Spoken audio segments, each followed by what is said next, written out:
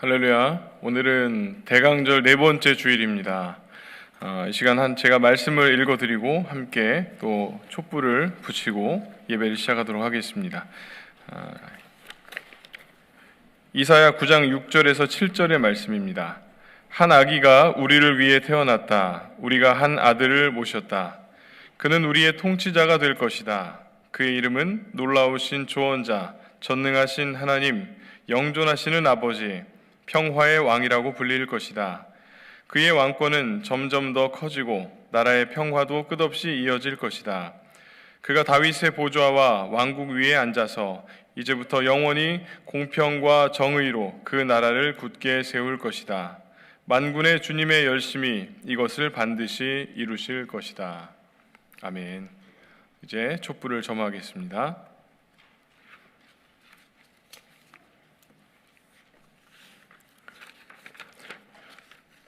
이 촛불을 사랑과 은총의 상징으로 밝힙니다. 평강의 왕으로 찾아오시는 우리 주님을 영혼의 등불을 켜고 깨끗한 마음으로 맞아들이게 하옵소서. 곧 오소서 임마누엘. 이제 다 함께 자리에서 일어나셔서 찬송가 122장 참 반가운 성도여 찬양하시겠습니다.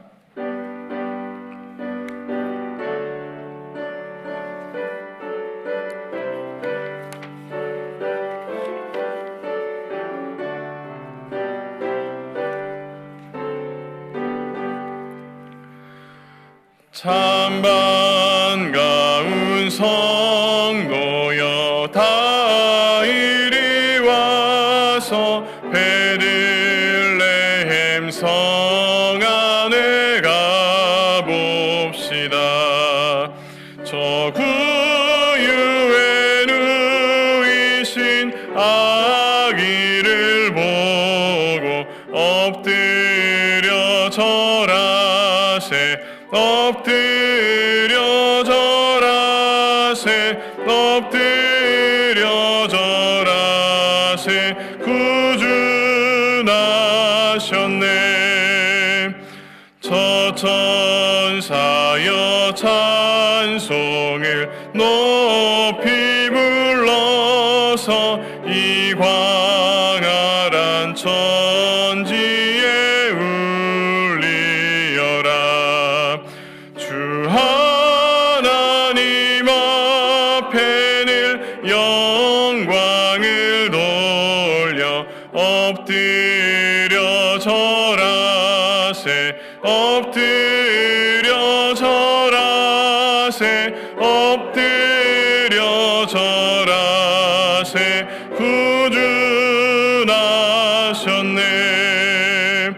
이 세상에 주께서 탄생할 때에 참신과 참 사람이 되시려고 저 동정녀 몸에서 나시었으니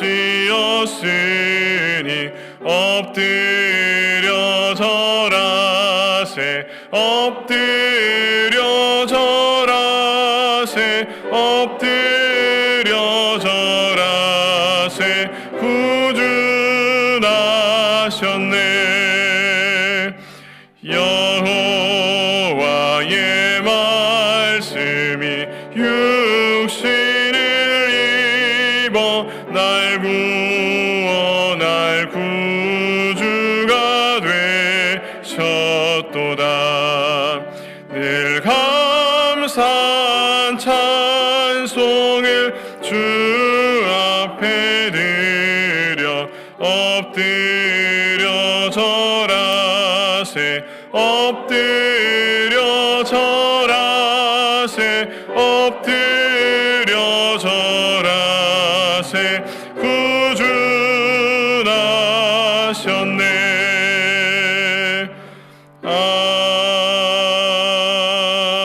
아멘. 온 백성에게 기쁨이 될 소식을 들으십시오.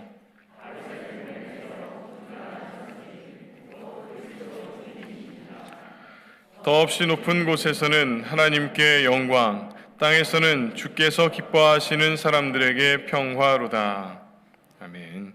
이제 다 함께 자리에 앉으셔서 한 목소리로 회중의 공동기도를 드리겠습니다. 임마누엘, 가장 귀한 이름을 찬양합니다.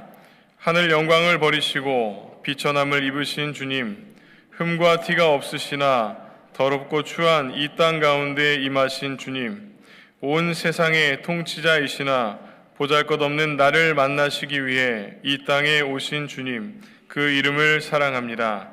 임마누엘, 가장 위대한 그 이름을 찬양합니다. 예수님의 이름으로 기도합니다. 아멘.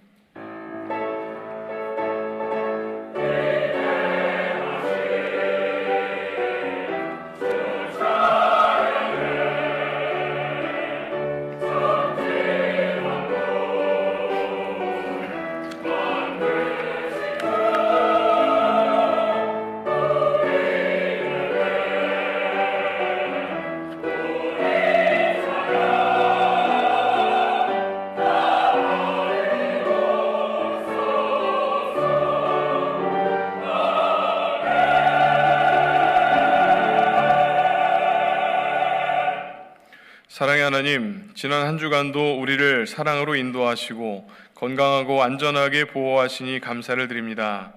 또한 우리에게 주어진 각자의 삶의 자리에서 열심히 살아가게 하심에 감사를 드립니다.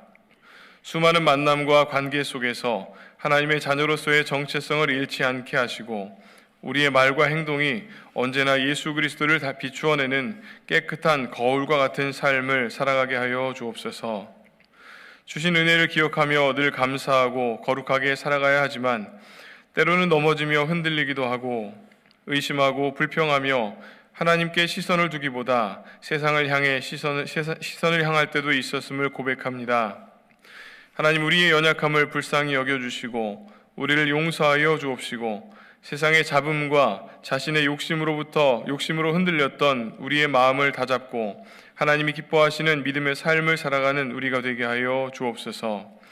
우리는 오늘 대강절 넷째 주일을 맞이하며 주님의 은혜와 사랑을 다시 한번 기억하고 감사하며 예배를 통해 우리의 마음을 올려드립니다. 이 시간 드려지는 우리의 예배를 기쁘게 받아주시고 예배를 통해 거룩하신 하나님의 임재를 경험하고 놀라운 은혜와 믿음의 결단이 있는 이 시간이 되게 하옵소서. 우리의 부족한 삶을 돌아보고 회개하며 하나님의 말씀 앞에 순종하여 살아가는 자들이 되게 하옵소서. 작고 초라한 모습으로 이 땅에 오셨지만 수많은 사람들의 상처를 어루만지시고 그 가슴에 덕지덕지 낀 더러움들을 지우시고 부끄럽고 너저분한 것들을 덮어주시며 깨어진 것들을 쓰다듬어 주시고 파인 부분을 메워주시고 함께 울어주시고 끌어안아 주심으로 연약한 이들에게 위로와 소망을 주셨던 주님을 기억합니다. 예수 그리스도께서 보여주신 그 사랑과 섬김의 모습이 우리의 모습이 되기를 원합니다. 겸손한 모습으로 낮은 곳을 지향하셨던 예수님의 모습, 소외된 이들과 연약한 이들을 향한 불붙는 듯한 긍휼의 모습이 우리에게도 있기를 간구합니다. 대강절 기간 그리고 성탄절의 기간을 보내고 한 해의 마감을 준비하는 이 기간에 그리스도인으로 우리가 마땅히 해야 할 일들이 무엇인지 깨닫게 하시고 예수 그리스도의 사랑이 우리를 통해 흘러 넘치게 하여 주옵소서. 주님, 이 시간에도 이 세상에는 고난의 시기를 지나고 있는 이들이 너무나 많이 있습니다. 극복하기 힘든 가난과 굶주림으로 인해 눈물 짓는 이들, 재해와 재난으로 삶의 터전을 잃어버리고 아파하고 있는 이들, 추운 겨울에 들어섰지만 여전히 끝날 줄 모르는 우크라이나와 러시아의 전쟁으로 인해 사랑하는 가족을 잃고 삶의 터전을 잃어버리고 절규하는 수많은 사람들, 갑작스럽게 찾아온 질병과 육신적 연약함으로 인한 혼란과 두려움 속에 있는 이들, 도저히 끝나고 해결될 것 같지 않은 삶 속에 수많은 문제들로 고통받는 사람들이 있습니다. 하나님, 이 시간 간절히 간구합니다. 이 땅 위에 벌어지고 있는 그리고 우리의 삶 속에 경험하고 있는 우리의 아픔들을 기억하시고 해결하여 주옵소서. 하나님의 회복의 역사가 이 땅 가운데 임하기를 원합니다. 이러한 것들로 인해 두려워하기보다 하나님을 더욱 바라보고 의지하게 하시고 하나님이 주시는 참된 평화가 우리의 마음과 삶 속에 충만하기를 소망합니다. 주님, 우리의 삶을 인도하여 주옵소서. 하나님, 우리 워싱턴 한인교회를 위해서 기도합니다. 사랑하는 교우들이 모여서 한 마음으로 하나님을 예배하는 행복한 예배 공동체가 되게 하시고, 하나님께서 주신 은혜와 사랑을 함께 나누고 전할 수 있는, 서로 섬기고 배려하는 아름다운 공동체의 모습을 갖추게 하셔서 하나님의 영광을 드러내게 하시고, 이 세상 곳곳에 주님의 복음을 전할 수 있는 그런 우리 교회가 될 수 있도록 인도하여 주옵소서. 하나님, 이 시간 주님께 나오며 하나님의 말씀을 사모함으로 예배합니다. 이 시간 김영복 목사님을 통해서 우리가 생명의 말씀을 공급받게 하시니 감사를 드립니다. 말씀을 전하시는 목사님에게 성령의 권능으로 함께 하셔서 우리의 영이 깨워지고 변화되어지는 하나님의 능력의 말씀이 될 수 있도록 도와주시고, 우리는 그 말씀을 기쁨으로 받아 삶 속에 아름다운 열매로 피워나가는 우리 모두가 되도록 인도하여 주시옵소서. 오늘 예배를 위해서 곳곳에서 수고하시는 모든 손길들을 축복하시고, 그들을 통해서 예배가 더욱더 은혜로운 예배가 될 수 있도록 하시며, 또한 성가대의 아름다운 찬양을 통해서도 하나님 영광받아 주옵소서. 오늘의 우리의 예배를 기쁘게 받으시기를 원하오며 예수 그리스도의 이름으로 기도드립니다. 아멘. 이어서 주님의 가르쳐 주신 기도를 드리겠습니다. 하늘에 계신 우리 아버지여, 이름이 거룩히 여김을 받으시오며 나라가 임하시오며 뜻이 하늘에서 이루어진 것 같이 땅에서도 이루어지이다. 오늘 우리에게 일용할 양식을 주시옵고, 우리가 우리에게 죄 지은 자를 사하여 준 것 같이 우리 죄를 사하여 주시옵고, 우리를 시험에 들게 하지 마시옵고, 다만 악에서 구하시옵소서. 나라와 권세와 영광이 아버지께 영원히 있사옵나이다. 아멘.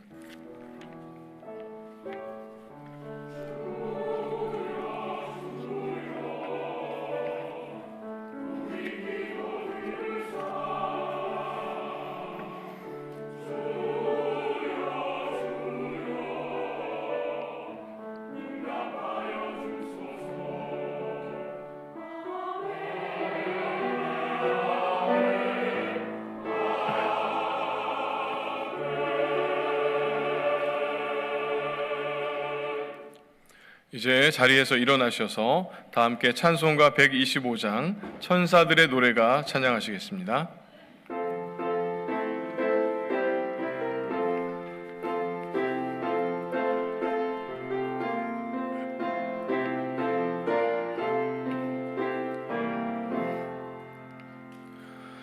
천사들의 노래가 하늘에서 들리니 산과 들이 기뻐서 메아리 쳐 울린다.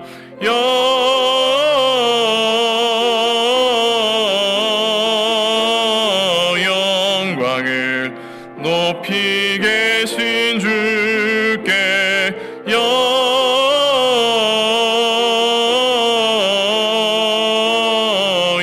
영광을 높이 계신 주님께.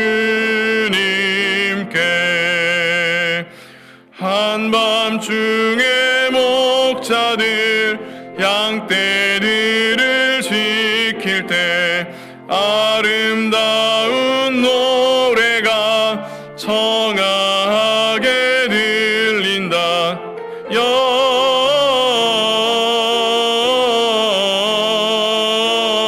영광을 높이 계신 주께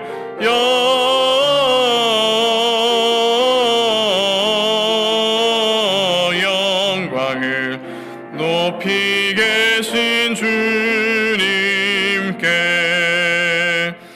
베들레헴 달려가 나신 아기 예수께 굴어 경배합시다. 탄생하신 아기께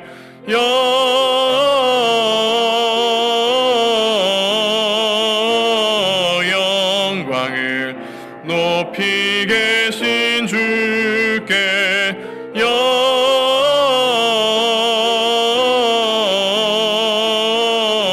영광을 높이 계신 주님께.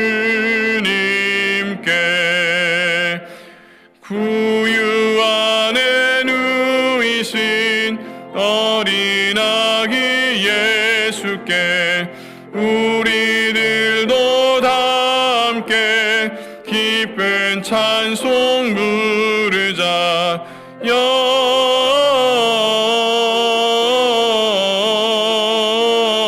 영광을 높이 계신 주께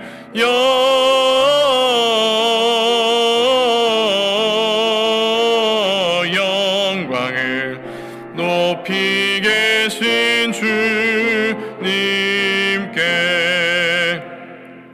아멘.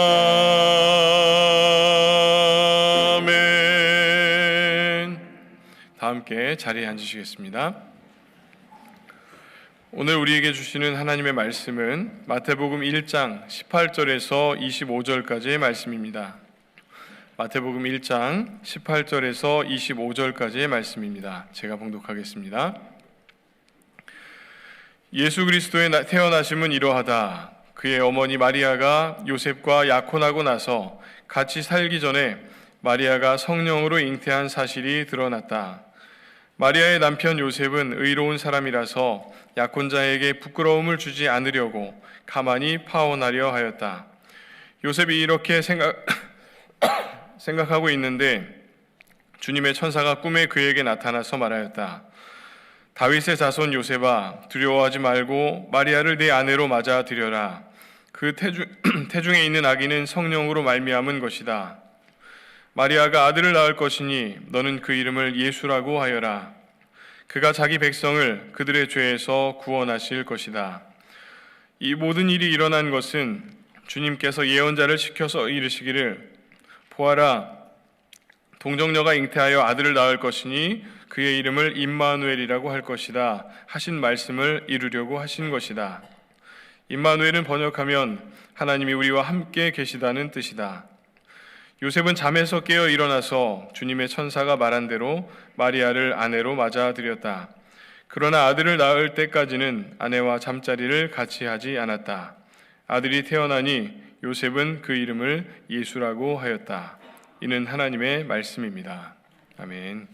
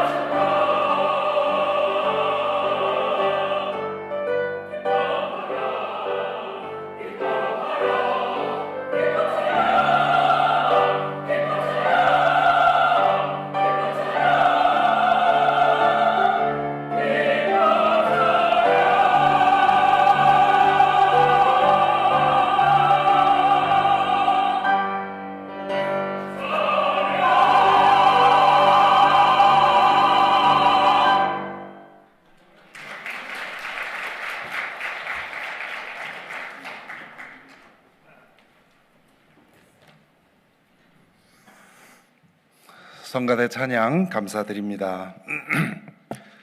이 꼭두 새벽에 이렇게 우렁찬 찬양을 통해서 하나님께 감사드립니다. 그동안 저는 창세기를 읽으면서 연약함의 관점에서 등장인물들에 대해서 묵상을 해왔습니다. 이제 성탄절도 가까웠고 새해도 코앞에 있어서 창세기 이야기를 잠시 멈추고 앞으로 몇 주간 동안은 교회력을 따른 성서 1과 본문으로 말씀을 나누려고 합니다. 오늘이 대림절 네 번째 주일이고 다음 주일은 성탄일입니다. 7년에 한 번씩 성탄일과 주일이 겹치는데 올해가 그 해입니다. 우리는 대림절 동안에 이렇게 네 개의 촛불을 하나씩 밝히다가 성탄일에는 가운데 있는 제일 큰 촛불에 불을 붙입니다. 그리고 여기에는 없습니다만은 대개 미국 교회들은 강단의 네이티비티 씬, 예수님 탄생의 그 모습을 그 인형으로 만들어 놓지요. 그리고 말구유에 예수님의 인형은 두고 있지 않다가 성탄일에 그 인형을 갖다 놓습니다. 그렇게 함으로써 우리에게 오신 하나님의 아들의 탄생을 축하하는 것이죠. 흔히들 기독교인들에게 있어서 성탄절이 제일 중요한 기념일이라고 생각을 합니다.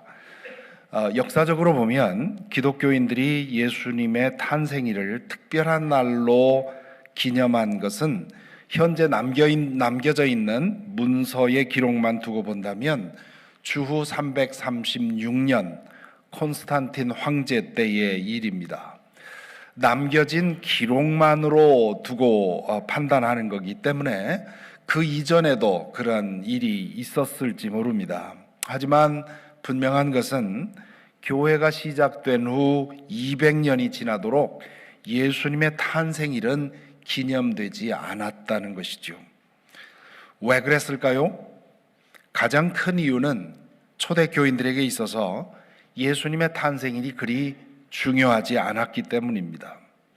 그들에게 가장 중요한 사건은 십자가에 달려 죽으신 사건과 죽은 자들 가운데서 부활하신 사건, 그리고 하나님의 자리로 돌아간 승천의 사건입니다.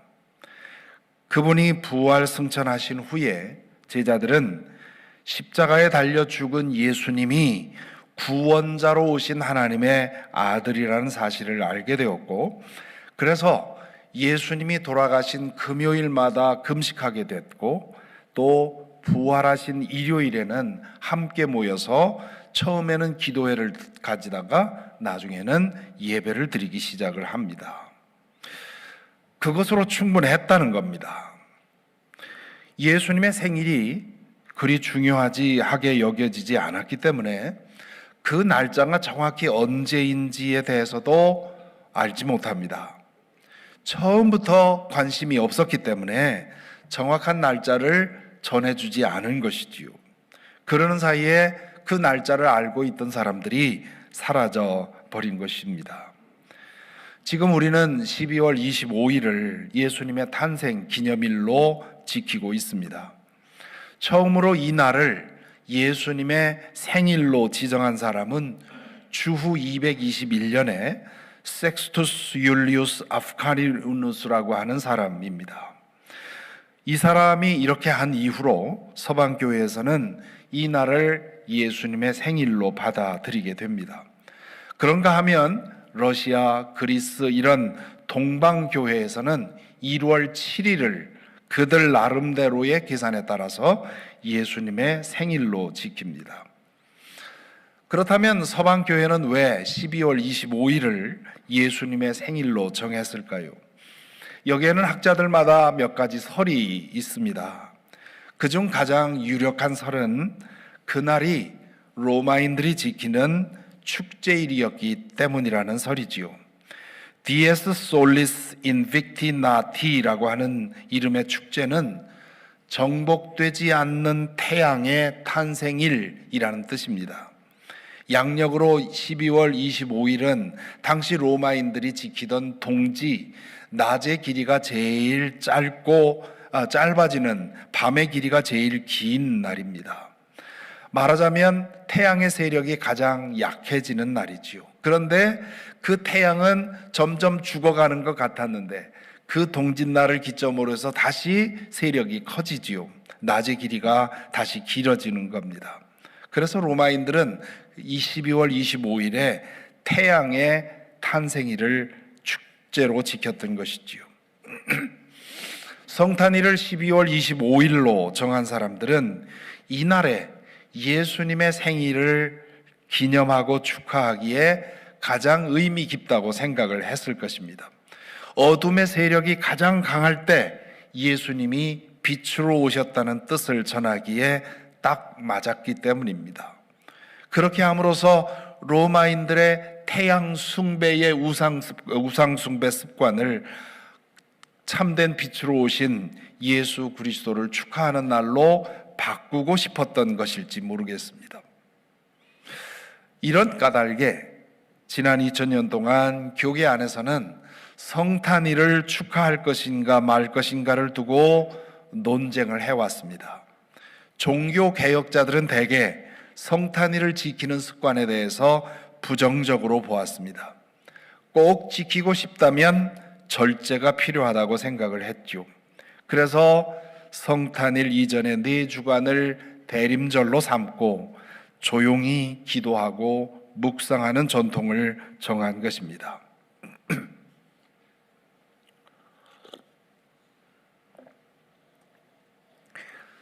역사가들에 의하면 지금의 크리스마스 문화가 형성되는데 가장 큰 영향을 끼친 것은 교계의 인물이 아니라 아이러니하게도 1843년에 출판된 찰스 디킨스의 크리스마스 캐롤이라고 하는 소설입니다. 그 이전까지 성탄절은 교회에서 지키는 작은 절기 중에 하나였는데 이 소설이 대중에게 엄청난 사랑을 받으면서 세속 축제가 된 것입니다. 거기에 상업주의가 가세하면서 유흥과 소비의 풍조가 자리를 잡게 된 것이지요. 그래서 성탄절이 지금은 예수님의 가르침과 반대되는 일들이 한 해 중에 가장 많이 일어나는 기간이 되어 버렸습니다. 따라서 예수 그리스도의 탄생의 의미를 제대로 알고 그 뜻을 존중하는 사람들이라면 이 세속의 놀잡한 문화를 경계하면서 조용하고 경건하게 이 시기를 보내야 하겠습니다. 성탄 기간 동안 우리는 먹고 마시고 흥청거리기를 사양하고 다른 때보다 더 깨어있고 절제하도록 힘써야 할 것이지요. 깨어있는 그리스도인들은 자주 세속 문화의 흐름을 거슬러 살아야 하는데 성탄절이 그 거스름의 힘이 가장 필요한 때라 그렇게 말할 수 있습니다. 성탄절과 관계해서 생각하게 되는 것이 예수님의 처녀 탄생입니다. 한국의 막장 드라마의 필수 요소가 출생의 비밀이라고 하지요. 예수님에게도 출생의 비밀이 있었습니다. 마태복음과 누가복음에 의하면 마리아가 약혼한 요셉과 잠자리를 같이 하지 않았는데 임신을 했습니다. 유대 관례에 따르면 약혼한 여인은 법적으로 약혼한 남편에게 속하게 됩니다. 하지만 정식 결혼하기까지는 잠자리가 허락되지 않았습니다. 요셉과 마리아는 그 전통을 지켰다는 뜻입니다. 그런데 마리아가 임신을 하게 된 것입니다. 진지하게 믿으려 하는 사람들 중에는 이 처녀 탄생의 교리가 장애물이 되어서 예수 그리스도에 대한 믿음에 있어서 더 이상 진보하지 못하는 분들이 있습니다.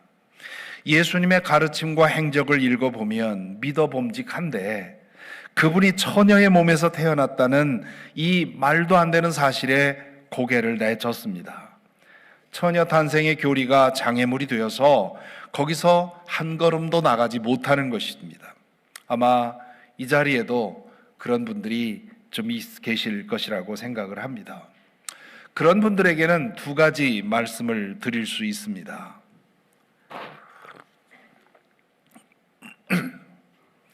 첫째는 동정녀 탄생의 교리는 누구에게나 어렵다는 사실입니다. 그 교리가 아무 문제 없이 믿어지는 사람은 적어도 정상적인 사고 체계를 가진 사람 중에는 존재하지 않습니다. 따라서 그것이 믿어지지 않는다는 사실 때문에 자신이 특별히 똑똑한 사람이라고 착각하지는 마시기 바랍니다. 그 교리를 믿는 사람들이 여러분보다 지능이 떨어지거나 비판력이 부족하거나 지식이 부족해서 그런 것이 아닙니다. 처녀 탄생의 교리는 누구에게나 어렵습니다. 마리아와 요셉에게도 그랬습니다. 예수님의 탄생 이야기는 마태복음과 누가복음에 기록되어 있습니다. 두 사람이 짝이라도 한 것처럼 마태는 요셉의 관점에서, 누가는 마리아의 관점에서 기록을 해놓았습니다. 그것이 독자인 우리에게는 도움이 되지요. 서로 보완해 주기 때문입니다. 요셉과의 결혼을 준비하고 있던 마리아는 어느 날 가브리엘 천사의 방문을 받습니다. 가브리엘 천사는 마리아에게 아기를 가지게 될 것이라고 전해줍니다. 그 소식에 마리아는 두 가지 반응을 보였을 것입니다. 첫째는 혼란스러웠겠죠. 아무하고도 잠자리를 같이 하지 않았기 때문입니다. 성관계 없이 임신되는 법은 오늘날의 사람들이나 과거 사람들이나 똑같이 말이 안 되는 말입니다. 둘째는 심히 두려웠을 것입니다. 자신이 임신한 것이 밝혀지면 요셉에게 버림받는 것은 물론이고 율법에 따라 투석형에 처해질 수도 있었기 때문입니다. 마리아는 그 임신이 성령으로 말미암은 것이라는 설명을 듣고는 그 운명을 받아들입니다. 그는 천사에게 이렇게 말하지요. 보십시오, 나는 주님의 종입니다. 당신의 말씀대로 나에게 이루어지기를 바랍니다. 이 대답은 에스더가 한 말을 생각나게 해줍니다. 죽으면 죽으리이다. 이건 목숨을 내건 그런 결단이라 할 수 있습니다. 그렇게 답하기는 했지만 천사가 떠나간 후에 마리아는 제발 사실이 아니기를 바랬을 것입니다. 자신이 헛것을 본 것이면 좋겠다고 생각했겠죠. 하지만 얼마 후에 몸의 변화가 일어납니다. 천사의 말이 사실이었던 겁니다. 임신 사실을 확인한 후 마음 정리를 한 다음 마리아는 가장 먼저 요셉에게 그 사실을 알려야 하겠다고 생각했습니다. 하지만 요셉이 어찌 자기의 말을 고지 듣겠습니까? 자기 자신도 믿기지 않는 일이었기 때문입니다. 하지만 아무리 궁리해도 다른 방법이 없습니다. 죽을 각오를 하고 요셉을 찾아가서 말하는 수밖에 없었겠죠. 오늘 읽은 마태복음 본문은 이렇게 시작하지요. 예수 그리스도의 태어나심은 이러하다. 그의 어머니 마리아가 요셉과 약혼하고 나서 같이 살기 전에 마리아가 성령으로 잉태한 사실이 드러났다. 마리아가 임신한 사실이 요셉에게 어떻게 드러났겠습니까? 말할 것도 없이 마리아가 와서 고백했을 것입니다. 마리아의 말을 듣고 요셉이 어떻게 반응했을까요? 한참 동안 할 말을 잃었겠지요. 멍하니 앉아 있었겠지요. 그가 아는 마리아는 거짓말할 사람이 아니었습니다. 자신을 배반하고 다른 사람과 잠자리를 같이 할 여자도 아니었고, 누군가 성폭행을 당하고 거짓말을 하는 것인가? 마리아의 표정과 태도 어디에도 그런 흔적은 없습니다. 그리고 하나님까지 끌어들여서 그런 무지막지한 거짓말을 할 여자도 아니라고 생각을 했습니다. 그러니 마리아의 말을 믿어야 합니다. 하지만 남자와 동침하지도 않고 임신하는 법은 없는 거지요. 그러니 요셉으로서는 믿을 수도 없고 믿지 않을 수도 없었습니다. 요셉은 이 일을 두고 번민하며 기도했을 것입니다. 오늘 본문에 보면 요셉은 의로운 사람이라고 소개되어 있습니다. 의롭다는 말은 하나님과의 바른 관계 안에 사는 사람이었다는 뜻입니다. 하나님과 바른 관계 안에 살고 있었다면 이런 큰 문제를 두고 기도로서 길을 찾지 않을 수가 없었지요. 그는 마리아의 임신이 알려지면 어찌 될지 짐작할 수 있었습니다. 율법 규정에는 투석형으로 징계하라고 되어 있는데 사실 그런 일이 실제로 일어나지는 잘 않았습니다. 그러나 그렇다 해도 그 사실이 알려지면 마리아는 더 이상 얼굴을 들고 살 수가 없었습니다. 요셉은 마리아에게 그런 일이 일어나지 않기를 바랬습니다. 그렇다고 해서 임신한 마리아를 받아들일 마음은 없었습니다. 그는 조용히 파혼하기로 했습니다. 그것이 마리아에게 해줄 수 있는, 자신의 해줄 수 있는 최선이라고 생각했던 것이지요. 그렇게 마음 먹고 있는데 꿈에서 천사가 그에게 나타나 이렇게 말해주지요. 다윗의 자손 요셉아, 두려워하지 말고 마리아를 내 아내로 맞아들여라. 그 태중에 있는 아기는 성령으로 말미암은 것이다. 마리아가 아들을 낳을 것이니 너는 그의 이름을 예수라고 하여라. 그가 자기 백성을 그들의 죄에서 구원하실 것이다. 이 말씀을 듣고 요셉은 마리아의 말을 온전히 믿지 못했던 그 사실에 대해서 크게 미안했을 것입니다. 그리고는 서둘러서 결혼을 했고 아기를 낳기까지 잠자리를 같이 하지 않았다. 그렇게 되어 있습니다. 마리아를 통해서 하나님이 하시고 있는 일을 자신이 침해하지 않기 위해서 최선을 다했던 것이지요. 이 구절에 근거해서 천주교회에서는 마리아가 평생 처녀로 살았다고 가르치지요. 그것은 마리아를 신성시하기 위해서 만든 지나친 해석입니다. 요셉은 예수님이 태어난 후에 마리아와 정상적인 부부관계를 가졌다고 보아야 합니다.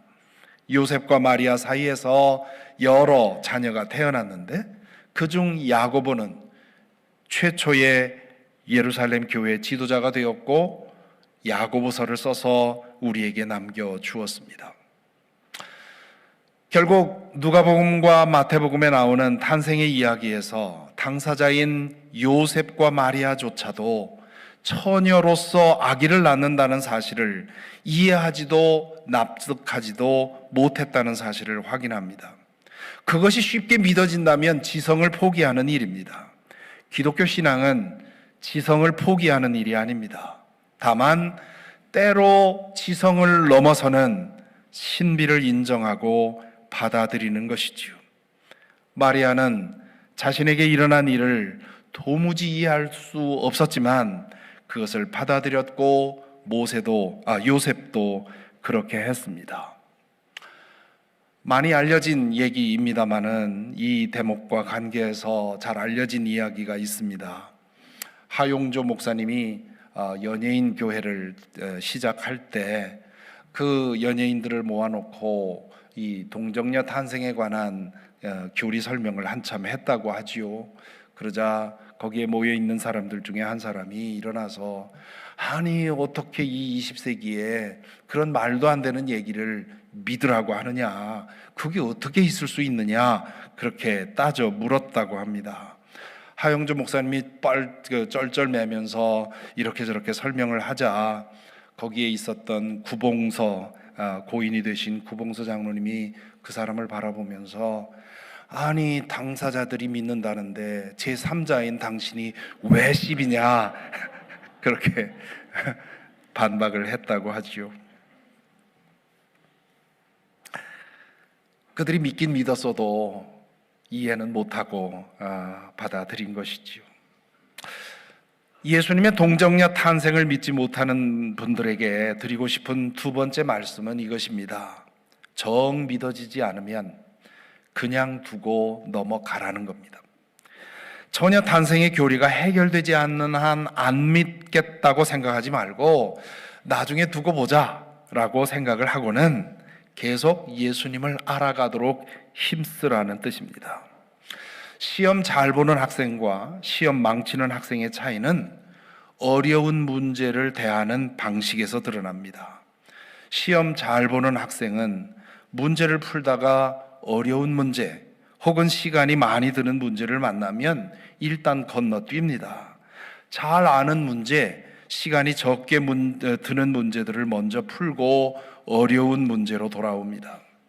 반면 시험을 잘 못 보는 학생들은 문제를 차례대로 나가야 된다고 오해를 합니다. 그래서 3번에서 아주 어려운 문제가 나오면 그 문제를 붙들고 씨름하느라 시간을 다 보냅니다. 진작에 이걸 알았더라면 저도 좋은 학생이 됐을 텐데요. 성경을 읽다 보면 받아들이기도 어렵고 이해하기 어려운 이야기도 많이 만납니다. 그럴 때 잠시 생각해 보고 그냥 질문을 남겨놓고 다음으로 넘어가는 것이 좋습니다. 어떤 사실을 내가 이해하지 못한다는 말은 언제나 그 사실이 불가능하다는 뜻이 아닙니다. 저는 작은 들꽃을 볼 때마다 어떻게 그 작은 식물이 어떻게 그렇게 아름다운 색깔의 꽃을 만들어낼 수 있는지 정말 신기합니다. 이해할 수가 없습니다. 식물학자들은 그걸 설명해낼 수 있는지 모르겠습니다만은 보통 사람인 저는 이해할 수가 없습니다. 그렇다고 해서 그 존재를 부정할 수는 없는 거지요. 저의 이해력이 부족하다는 걸 알기 때문에 제가 이해 못하는 일도 있다는 것을 저는 인정합니다. 대개 똑똑한 사람들, 내가 생각하는 대로 무엇든 했던 사람들은 자신의 머리로 이해하지 못하는 건 다 불가능하다고 생각하는 경향이 많습니다. 제가 우리 교회 11년 있지 않았습니까? 우리 교회에 그런 분들 많이 계셨습니다. 내가 똑똑한 것 때문에 신앙생활에 있어서 진보를 못하는 겁니다. 내 머리로 이해되지 않으면 인정할 수 없기 때문입니다. 성경은 한 번 읽고 말 책이 아니라 평생토록 묵상할 책입니다. 우리는 살아가면서 여러 가지 경험을 통해서 성장하게 되어 있지요. 보는 눈도 달라지고 생각의 깊이도 달라집니다. 물론 나이가 들수록 더 완고해지고 더 생각이 좁아지는 사람도 있습니다. 그러나 깨어있기를 힘쓰는 한 점점 생각의 폭이 넓어지고 깊어집니다. 그렇기 때문에 성경을 거듭 읽고 묵상하다 보면 전에는 이해되지 않았던 것이 나중에는 그 의문이 풀리는 것을 경험합니다. 어떤 의문은 영영 풀리지 않기도 하지요. 당연한 일입니다. 우리는 인생사의 모든 것을 우리의 머리로 이해할 수 없습니다. 성경도 마찬가지입니다. 그래도 상관없습니다. 이미 알고 있고 믿고 있는 것만으로 충분하기 때문입니다. 4개의 복음서 중에 마가복음과 요한복음에는 예수님의 탄생 이야기가 없습니다. 마가와 요한이 보기에는 예수님을 구원자로 오신 하나님의 아들로 믿는 데 있어서 예수님이 처녀의 몸으로 태어났다는 사실을 믿는 건 별로 중요하지 않다고 생각했던 것이지요. 오늘 우리는 4개의 복음서를 다 갖고 있지만 초대교인들 적어도 한 100년 동안은 그리스도인들이 쪽복음만 가지고 살았습니다. 어떤 사람은 마가복음만 읽고 어떤 사람은 요한복음만 읽고 살았다는 뜻입니다. 마가복음만 읽고 요한복음만 읽은 사람도 예수님의 처녀 탄생을 모르면서도 예수님이 구원자로 오신 하나님의 아들이신 것을 믿었습니다. 그 말은 그 믿음에 있어서 이 처녀 탄생의 교리가 그리 중요하지 않다는 뜻입니다. 왜 그렇습니까? 예수 그리스도가 누구인지를 보여주는 결정적인 사건은 십자가에서의 죽음의 사건과 죽은 자들로부터의 부활의 사건이기 때문입니다. 그래서 바울 사도는 로마서에서 이렇게 말을 했지요. 이 복음은 하나님께서 예언자들을 통하여 성경에 미리 약속하신 것으로 그의 아들을 두고 하신 말씀입니다. 이 아들은 육신으로는 다윗의 후손으로 태어나셨으며 성령으로는 죽은 사람들 가운데서 부활하심으로 나타내신 권능으로 하나님의 아들로 확정되신 분입니다. 그는 곧 우리 주 예수 그리스도이십니다. 바울 사도도 그의 편지에서 예수님이 처녀에게서 태어났다는 말을 한 번도 언급하지 않았습니다. 성경의 예언대로 다윗의 후손으로 태어나신 분이라고 하는 말씀을 했지요. 3년 동안 예수님과 동고동락했던 제자들은 예수님이 돌아가실 때까지 그분이 누구인지 확정하지 못했습니다. 어떻게 보면 하나님의 아들인 것 같고, 어떻게 보면 우리랑 똑같은 인간인 것 같고, 그래서 십자가에 달려 죽으실 때 그들은 하나님의 아들이 아니구나 하고 모두 도망친 것이지요. 그러다가 부활하신 주님을 만나고 나서 그들은 우리가 잘못 보았구나, 이분이 정말 하나님의 아들이셨구나 의심 없이 믿게 되었습니다. 부활이 예수님의 정체를 아는 데 있어서 마스터 키와 같은 역할을 했다는 뜻입니다. 비유하자면 예수님이 구원자로 오신 하나님의 아들이시라는 사실을 온전히 믿기 위해서는 적어도 다음에 10가지 문제를 풀어야 합니다. 첫째는 다윗의 자손으로 처녀에게서 태어나셨다는 사실을 믿는가? 2번 문제는 세례 요한에게서 세례를 받으셨다는 사실을 믿는가? 세 번째는 갈릴리에서 시작하여 예루살렘에 이르도록 하나님 나라를 전하셨다는 사실을 믿는가? 네 번째 문제는 권위 있는 말씀을 전하셨고 많은 이적을 행하셨다는 사실을 믿는가? 다섯 번째는 인류의 죄를 대속하기 위해 십자가에 달려 죽으셨다는 사실을 믿는가? 여섯 번째, 사흘 만에 죽은 자들 가운데서 부활하셨다는 사실을 믿는가? 일곱 번째, 부활하신 날로부터 40일 후에 승천하셨다는 사실을 믿는가? 여덟 번째, 메시아에 대한 성경의 예언이 그분에게서 이루어졌다는 사실을 믿는가? 아홉 번째, 성령을 통해 지금도 역사하고 계시다는 사실을 믿는가? 열 번째, 장차 다시 오셔서 새하늘과 새 땅을 가져오실 것이며 믿는 자들이 그분의 부활에 참여하게 될 것이라는 사실을 믿는가? 이 10가지 질문에 대해서 모두 예스라고 대답을 하면 100점을 맞는 겁니다. 그런데 이 문제들에 대한 배점이 다릅니다. 보통 시험에 나오는 문제들은 어려운 문제는 배점이 좀 높고 쉬운 문제는 배점이 좀 낮죠. 좋은 점수를 받으려면 어려운 문제, 배점이 높은 문제를 풀어야 합니다.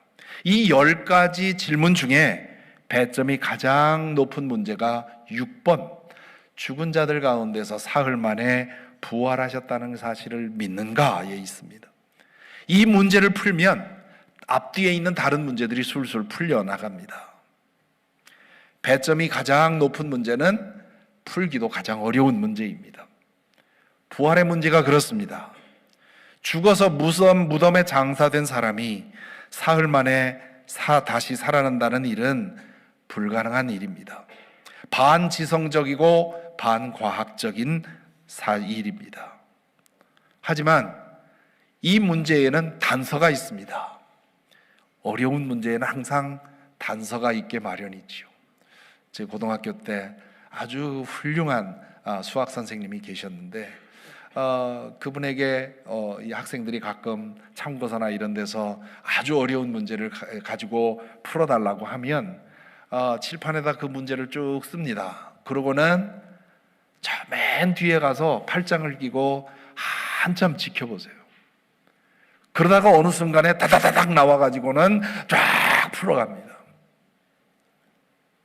멀리서 지켜보면서 단서를 찾은 것이지요. 단서를 보면 문제가 풀립니다. 이 부활의 문제에 대한 단서는 성령께서 성령을 통해 지금도 우리 가운데서 활동하시는 예수 그리스도를 인격적으로 만나는 것입니다. 예수 그리스도를 인격적으로 만나고 그분 안에 사귐을 나누며 살아가면 부활의 문제는 아주 쉽게 풀립니다. 예수님의 제자들이 그랬습니다. 그들은 부활하신 예수님을 만나기 전까지 그분이 하나님의 아들이라는 사실을 확신하지 못했습니다. 예수님의 시신이 매장되어 있던 무덤이 비었고 그분의 시신이 사라졌다는 사실을 여인들로부터 전해 듣고도 믿지 못했습니다. 그런 일은 그들의 지식과 경험에 비추어서 불가능했기 때문입니다. 그런데 그들이 예수님을 하나님의 아들로 확실하게 믿기 시작한 것은 부활하신 주님을 만난 이후의 일입니다. 부활하신 주님을 처음 만났을 때 제자들은 이게 도대체 무슨 일인가? 내가 유령을 보는가? 생신가? 꿈인가? 환상인가? 의심했습니다. 혼란을 겪었습니다. 처음 겪는 일이니 당연하지요. 그래서 예수님은 승천하시기까지 40일 동안 여러 번 제자들에게 자신을 보여주셨습니다. 당신에게 일어난 부활이 어떤 것인지를 그들이 어느 정도 짐작할 때까지 그만한 시간이 필요했던 겁니다. 예수님이 죽은 자들 가운데서 부활하셨다는 사실을 믿게 되자 다른 모든 문제들이 풀렸습니다. 제자들은 예수님의 출생의 비밀을 알았을까 생각해 보았습니다. 공생애 동안에 예수님의 어머니 마리아가 제자들과 함께 했으니 그 이야기를 제자들에게 들려주지 않았을까 싶습니다. 하지만 그 제자들 중에 어느 누구도 그 말을 믿지 못했을 겁니다. 그 말을 믿었다 해도 그러면 이분이 정말 하나님의 아들이시구나 그렇게 생각한 사람은 없었습니다. 마리아 자신도 그러지 않았습니까? 자신의 아들이 구원자로 오신 하나님의 아들이시라는 사실을 알기는 했지만 아직 확인을 하지 못했습니다. 확증이 안 되었습니다. 부활하신 후에야 그 사실을 확증했습니다. 오해는 하지 마시기 바랍니다. 성탄절이 중요하지 않다는 뜻도 아니고요, 처녀 탄생의 교리가 중요하지 않다는 말도 아닙니다.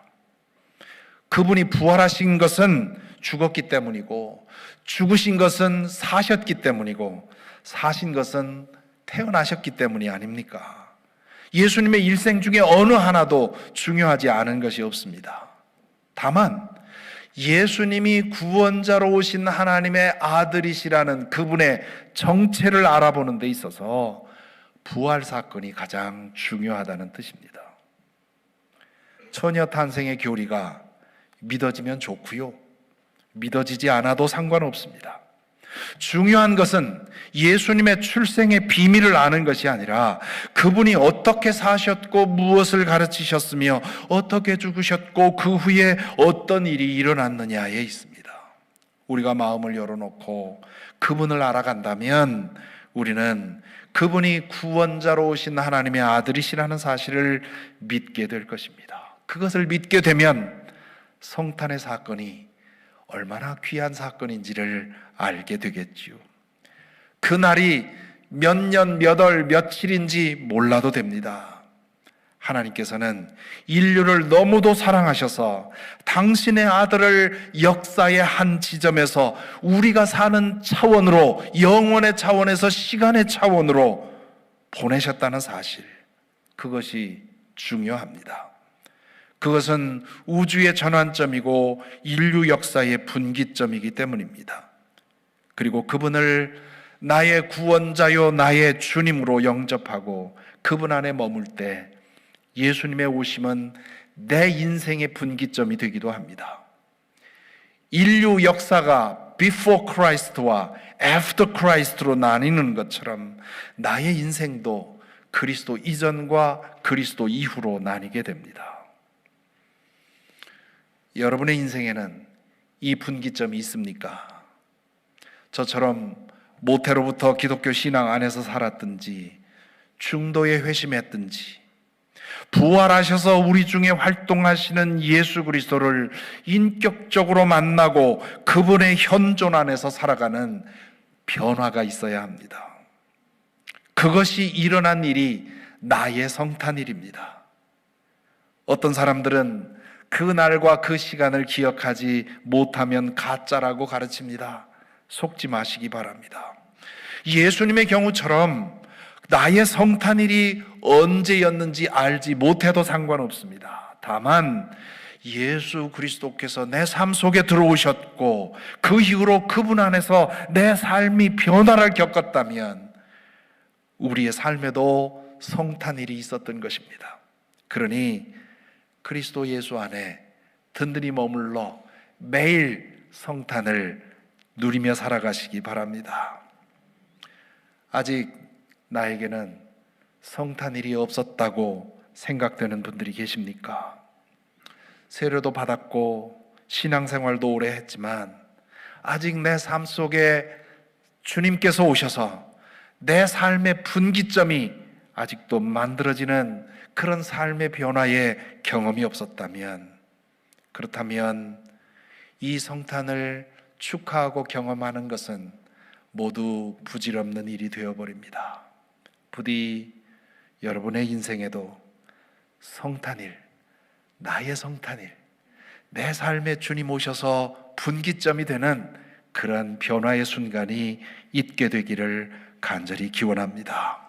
지금도 여러분의 마음의 문을 두드리시는 그 주님께 활짝 열어놓고 오셔서 나의 주인이 되어 주옵소서.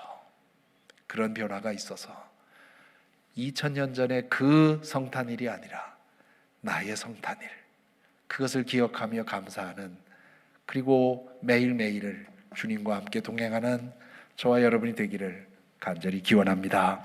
기도하겠습니다. 이 시간 기도하십시다. 이미 나의 성탄일이 있어서 주님 내 인생에 들어오셔서 나의 삶을 만져주시고 빚어주신 그 일이 있었다면 이 시간 감사하십시다. 주님, 수많은 사람들 주님 알지 못하고 인정하지 않고 자신이 주인이 되어 살아가는데 나에게 오셔서 나의 주인 되어 주시니 감사합니다. 이 믿음대로 살게 하옵소서. 기도할 수 있기를 바랍니다. 혹시 아직도 나에게는 그런 일이 없다 싶은 분이 계십니까? 그렇다면 주님, 내 마음을 매문을 엽니다. 나에게 들어오셔서 나의 주인이 되어 주옵소서. 내 삶에도 성탄일이 있게 하옵소서. 크리스마스 데이가 나에게도 일어나게 하옵소서. 기도하실 수 있기를 바랍니다. 그렇게 하여 주님께서 여러분 삶에 들어와 분기점을 만들 때까지 계속 추구하시고 기도하신다면 여러분이 주님을 받아들이시기를 원하는 것만큼 주님께서 여러분의 삶 속에 들어가 여러분의 주인이 되기를 주님이 더 원하시기 때문에 불원간 그 일이 일어날 것입니다. 기도하시겠습니다.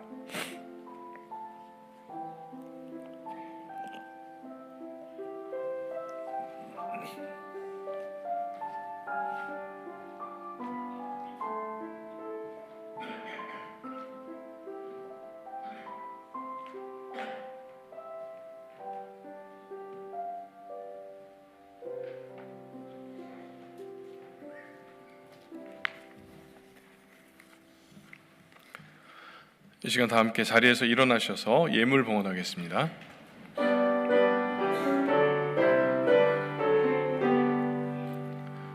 만복의 근원 하나님,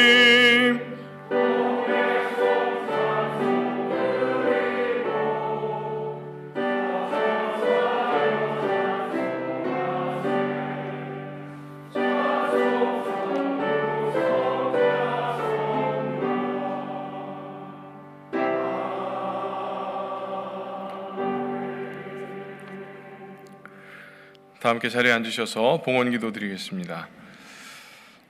하나님 감사합니다. 우리의 삶 속에 또 우리 마음 속에 주님께서 부어주신 놀라운 은혜와 사랑이 너무나 크고 그 은혜에 감사하며 주님 앞에 나와 예배하고 우리의 마음을 다하여서 여러 가지 모양으로 예물을 준비하여 드렸습니다. 하나님, 이 예물과 함께 드린 우리의 마음을 기쁘게 받아주시고 또한 이 예물을 하나님께서 기뻐하시는 곳에 사용되어질 수 있도록 인도해 주시며 우리의 삶에 넘치는 풍성함과 은혜로서 날마다 채워주셔서 주의 사랑 가운데 주의 도우심 가운데 살아가는 우리 모두가 되도록 인도하여 주옵소서. 감사하며 예수님의 이름으로 기도드립니다. 아멘. 교회 소식 전해드리겠습니다. 우리 교회 소식 전하기에 앞서서 먼저 우리 영상이 하나 있는데 영상을 좀 틀어주시면 같이 보겠습니다.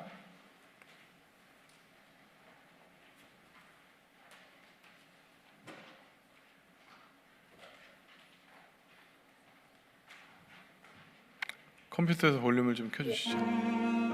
Then, will you celebrate the birth of Jesus, the light of our world, our Redeemer? Will you go to church?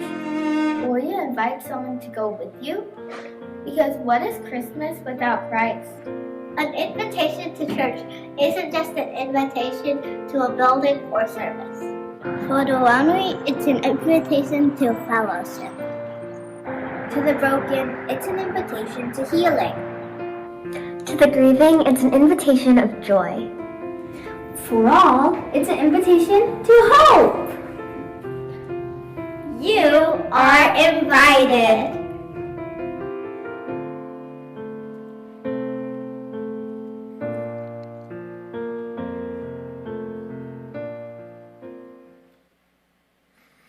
네, 우리 함께 보신 영상은 우리 이번 주 토요일 24일 저녁에 있을 오후 7시에 이곳에서 있을 성탄 전야 예배에 대한 초대 영상입니다. 우리 아이들이 영상을 찍어 주셨는데 우리 함께 참여하셔서 또 함께 기쁨으로 성탄을 맞이할 수 있는 그런 시간이 되었으면 좋겠습니다. 그리고 다음 주일은 성탄 예배로 드려집니다. 주일이기 때문에 한 번 예배를 드리는 것이 아니라 1, 2, 3, 4부까지 정상적으로 예배를 드리게 됩니다. 그리고 세례 예식과 입교 예식이 함께 진행될 예정입니다. 그리고 우리 아가페, 우리 회지 아가페가 다시 출간이 되어졌는데 우리 박영환 장로님을 비롯해서 수고해 주신 많은 분들을 통해서 아가페가 다시 출간이 되었습니다. 많은 분들이 좋은 글을 써주셨고 또 장로님께서 그렇게 애를 써주셔서 출간이 되어졌는데 밖에 나가시면 로비에 비치되어져 있습니다. 가지고 가셔서 함께 보시고 또 이웃에게도 많이 나누어 주시면 감사하겠습니다. 임시합동임원회 및 임시구역회가 12월 30일 금요일 오후 7시에 줌 미팅으로 진행이 됩니다. 우리 안건은 임시 담임 목사 김종남 목사의 사례비 조정안과 속회 사역장 손욱 장로님의 사임과 또한 공천에 대한 내용들로 이루어지게 됩니다. 참고해 주시기 바랍니다. 여선교회 총회가 오늘 1시 30분에 순원친 교실에서 있습니다. 주보에는 기록이 되어져 있지 않는데 여선교회 총회가 1시 30분에 순원친 교실에서 있습니다. 여선교회 회원분들께서는 참여해 주시고 간단한 식사와 간식이 준비된다고 합니다. 교우 동정입니다. 우리 송기방 성도님의 모친께서 한국에서 소천을 하셨습니다. 우리 어머님을 떠나보낸 우리 가족들 하나님께서 위로해 주시고 하나님이 주시는 천국의 소망을 가지고 살아가실 수 있도록 위해서 기도해 주시고 또 축복해 주시기를 바랍니다. 출산 소식입니다. 우리 문일용 장로님의 첫째 아드님의 가정에서 손녀가 태어났습니다. 우리 새로운 생명이 태어나고 이 땅의 삶을 살아가게 될 텐데 함께 축하해 주시고 축복해 주시기를 바랍니다. 이제 다 함께 일어나셔서 결단하는 마음으로 찬송가 84장 온 세상이 캄캄하여서 찬양하신 후에 김용복 목사님 축도로 예배를 마치겠습니다.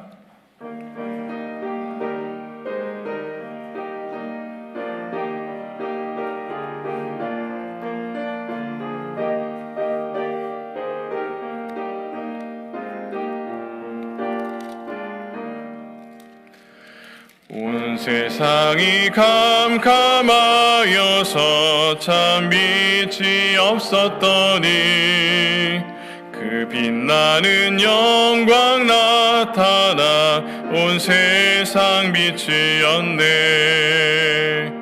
영광 영광의 주 영광 영광의 주 밝은 그 빛 내게 비추었네.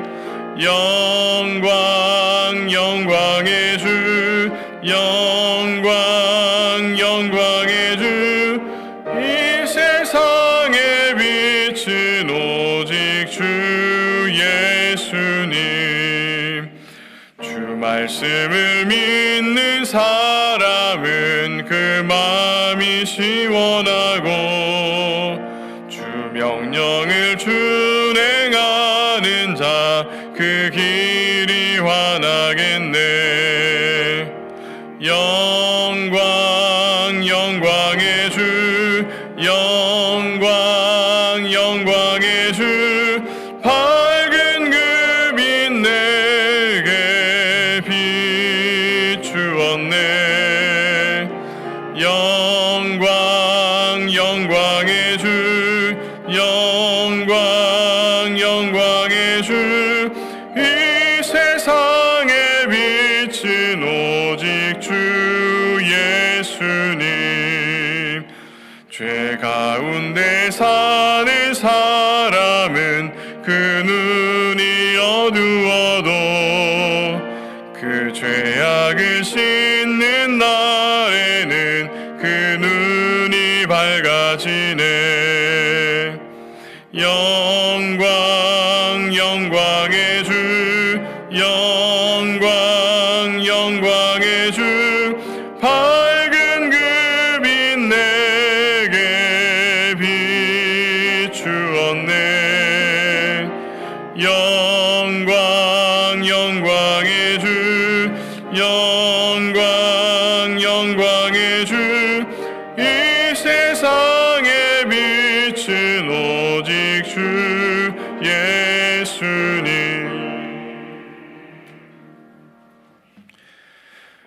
이제는 2000년 전에 빛으로 오셔서 어둠을 밝혀주신 생명의 빛 예수 그리스도의 은혜가 이 시간 고개 숙인 모든 이들의 마음에 임하여 주시고 삶에 임하여 주셔서 그리스도 이후를 살며 그리스도와 함께 동행하며 살아가는 새 삶을 누리는 그 기쁨을 온전히 허락하여 주시옵기를, 우리를 통해 그 빛이 이 세상을 향해 퍼져나갈 수 있게 되기를 간절히 축원하옵나이다.